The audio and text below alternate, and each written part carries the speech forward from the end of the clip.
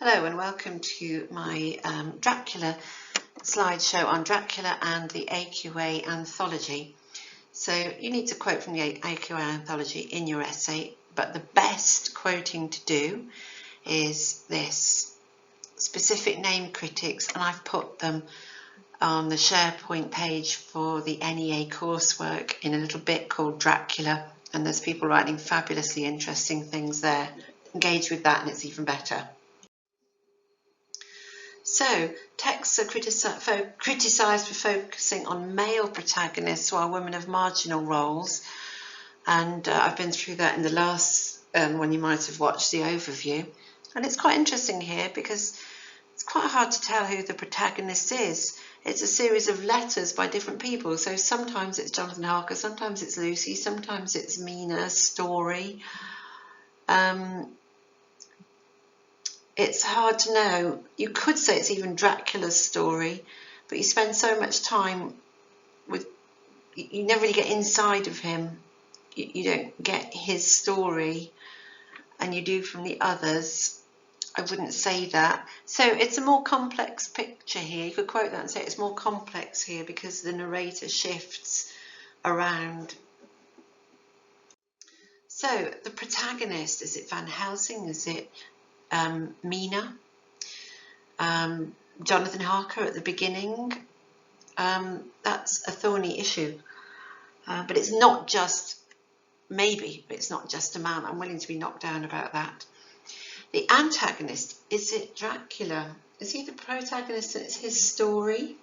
Could be, but you never hear it in his words. Is he the antagonist? If he's the protagonist, Van Helsing's the antagonist. And everyone else who goes after him. I think you're safer saying it's a variety of people's story and the antagonist is Dracula. I might change my mind about all of that. We've got this epistolary. Let me write that down. It means an epistle is a letter. Epistolary novel there. So we've got many narrators and we've got shifting points of view about it. And reward characters, that's very difficult actually in this. So at the end, Dracula's been beaten. Doesn't really do reward characters, this one. Again, I might change my mind. So some are purely involved with love, and I'm thinking about Lucy and the three witches. We say love and sex. And Mina looking after Jonathan. And then I think maybe the male characters are more into saving mankind from the beast, which is Dracula. Maybe. I'm not sure the novel passes the Bechdel test. There are certainly two women, but I don't think they talk about anything other than men and love. Men in a love way. I don't think so. So I think we'll leave the public-private. So in your text, characters might symbolise an attitude, and people have thought that Mina might be the new woman that you might have done in The Importance of Being Earnest, or that Lucy represents rebellion from the straitjacket of monogamous marriage. Let's just move on. I'm going to move past that one. So, to say that women are naturally timid or sweet or intuitive or dependent or self-pitying is to construct a role for them and tell them that's what they were born like.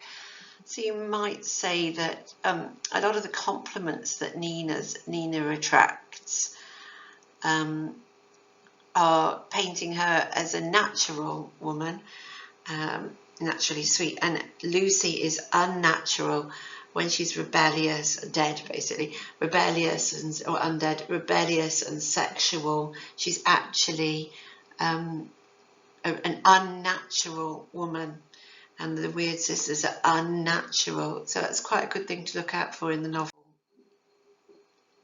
So let's have a look at our stereotypes. Like I say, everyone does stereotypes so that you can recognise what you're looking at.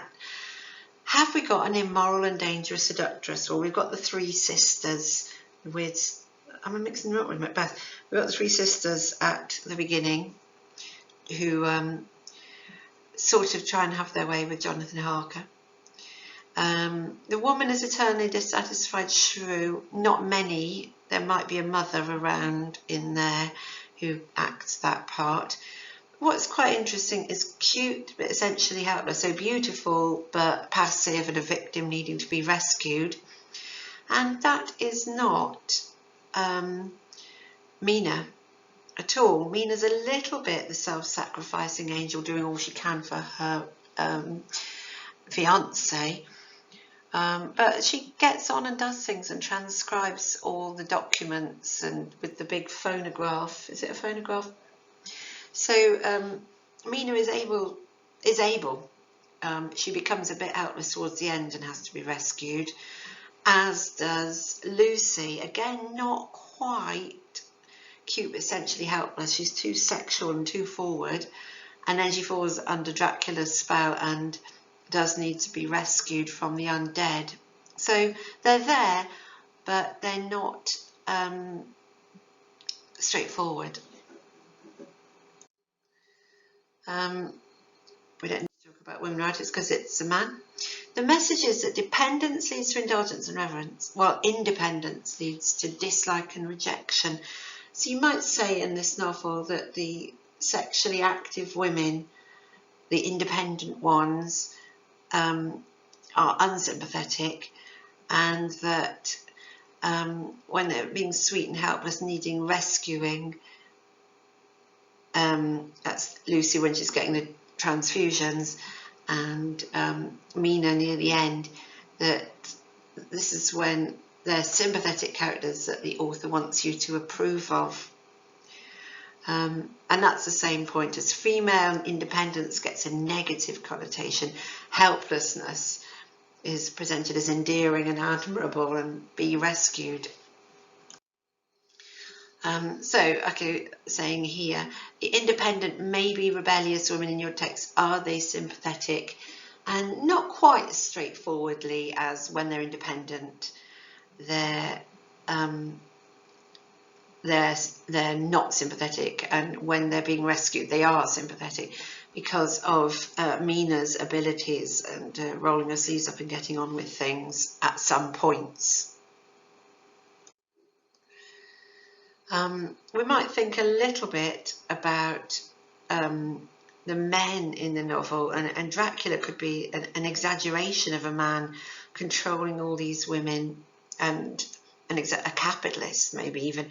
He's by legal means and illegal, he's trying to exert his power and turn everyone into slaves for him. That would be capitalism. So, but you could say Jonathan Harker,